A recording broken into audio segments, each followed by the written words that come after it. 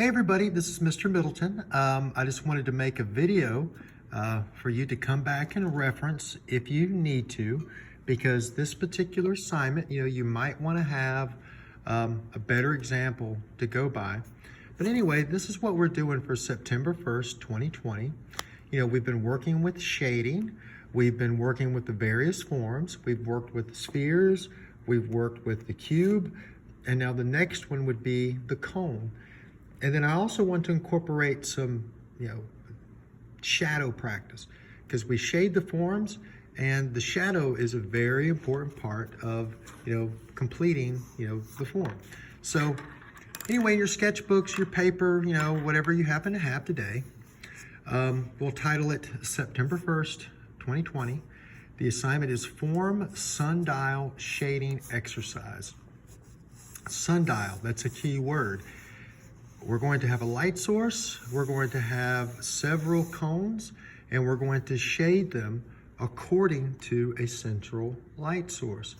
Step one, we will draw a circle. So just draw that circle, lightly. If you have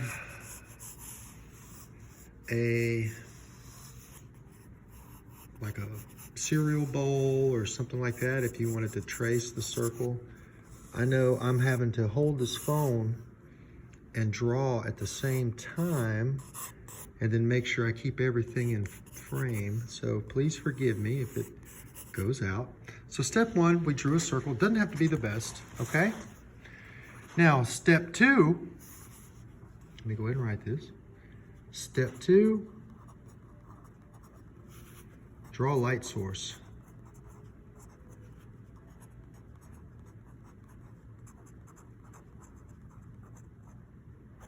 Okay. All right. So our light source, we think about the sundial, like how they used to tell time back in the old days before we had, clocks and things. Our light source is going to be right here in the middle. So what we will do to really to emphasize again that it's a light source, let's draw us a light bulb right here in the middle. And, I'm just thinking about the classic old light bulb. Any bit of drawing that we do is valuable. Even, doing something like this in the middle of our exercise, it's, made me think about a light bulb, made me see what was in my head and then draw it. So every part of these exercises that we do, there's something that we're going to benefit from them, whether you realize it or not. So I'm not sure how familiar with a lot of you are, with telling time in the traditional sense, because we don't really have a lot of these clocks, these round-faced clocks so much anymore. But what we will do, we're going to indicate that we're going to draw and again, we're working with cones.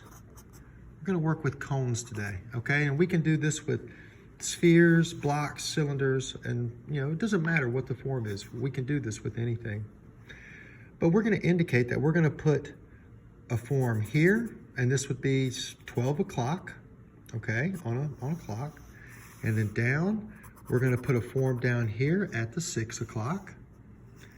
We come across, we're going to put a form at 3, and then we're going to come across and we're going to put a form at 9, okay? Now, we're also going to put a form in between each one of these. So you see where you have this section here? Just indicate a mark so it looks like it's dividing these in half, just like so. Just like so, okay?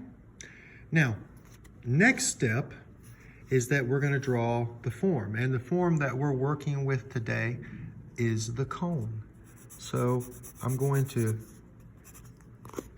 number one, get my eraser, erase off that little mark. And again, I'm sorry if it goes off frame because I'm holding this with my hand. So we're gonna go ahead and draw a cone here. Okay, and we'll just go on up, and so we won't have to, well, yeah, let's go ahead and erase that mark. I think it would look better that way.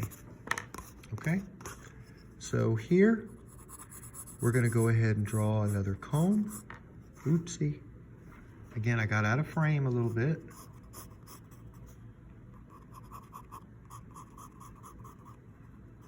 Just like this.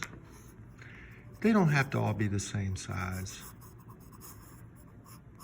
I'm going kind of big, only because I'm trying to draw and look at what I'm drawing through my camera versus the paper, because again, I don't have a handheld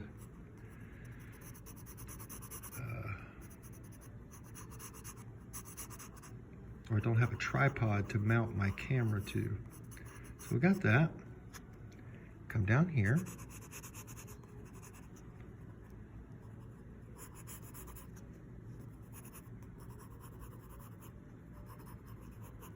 Okay. Come up here.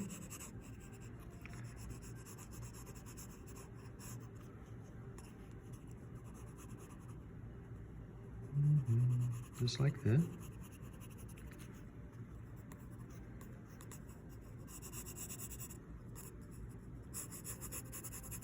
Just like that. So this is what we got so far. I'm gonna come up here. Draw one here at the 9 o'clock. It just needs to be in the relative area.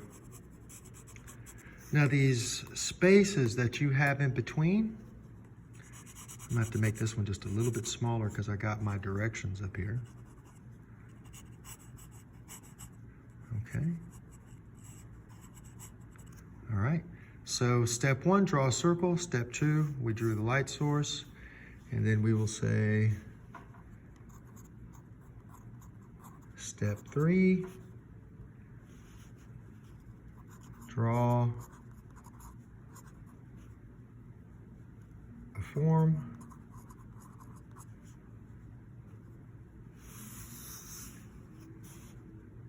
At the 12, 3, 6, no, so that's 12.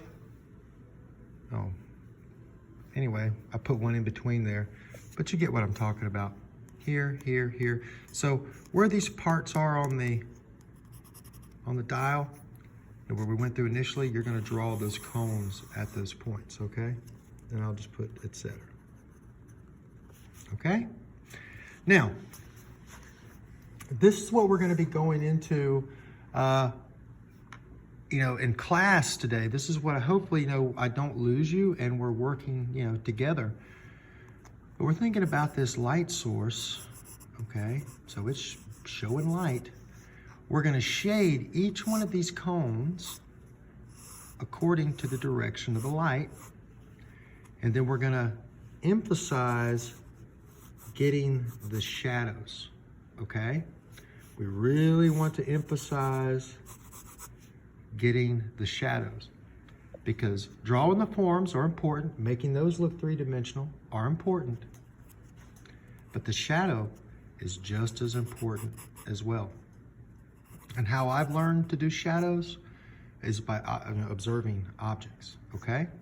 Now, remember when we're thinking about shadows, where light is hitting a form, okay, for example here, it'll be brighter on the front, but then it will be dark opposite the light. And then that's where your shadow goes.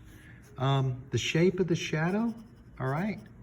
What I like to do, for example, if we think of this one, oftentimes I will take a ruler or a straight edge and I will imagine, well, from the center of the light, and I will imagine something like this. And then I simply bring the edge up. I do this so I can see or put in my brain how that light is working on the form. So I'm gonna go like this. From this point, it's probably gonna intersect about right there, and that's where I get my end point from my shadow. So again, I just use the top of the form, this, and that's how I make my shadow. Again, the best way to get this is to look at forms under a direct light source or a light source shining off to the side, and then studying the shadows, okay? So we got our cast shadow on this one, but our cone is a rounded form, so you know that they are going to have the gradients. So where we go from dark, and then we gradually get lighter. That's the round, okay? That's makes things look round, okay? So if the shadow is here, our core shadow, or the, you know, the darkest part of the form, is gonna be about right here. And then we'll just softly blend out that core shadow to a highlight that should be here at the front of the cone. So notice I got that a little dark. So I need to take my eraser and clean that up just a little bit. Okay, let me take this old mark out of here. Okay. I'm gonna make my cone. That's my core shadow. This is my cast shadow. And then these are my midtones with a highlight on that side. Okay? Just like this. Okay? So now we'll do another one together. We'll come down here. Okay? Again, if I imagine from the center of my light source, a line that runs here, and then I'm imagining, I'm just thinking of that light wave. And so from here to here, that's about where they will meet. That's your shadow. Okay? So we'll fill in that shadow.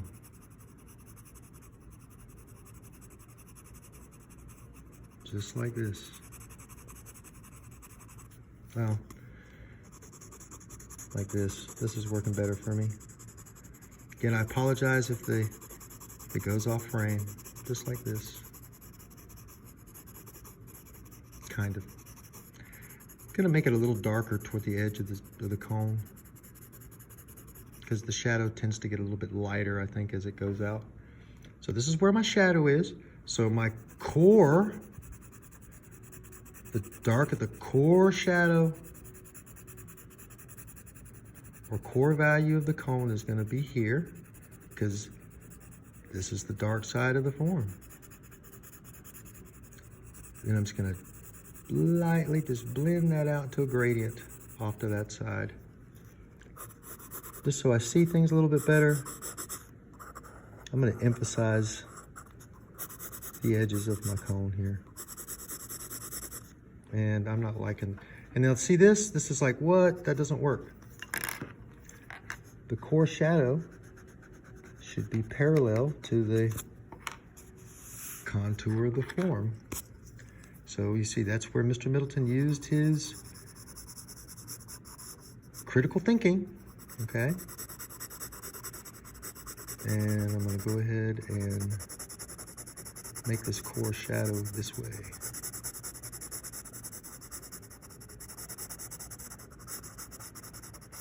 See, like that. And just blend it out to nothing, just like we have our gradients here, okay? So we're gonna do this for all of our cones. So that's 1, 2, 3, 4, 5, 6, 7, 8.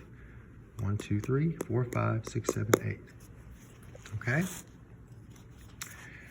And again, they're at these various points around the light source so we can study the shadows.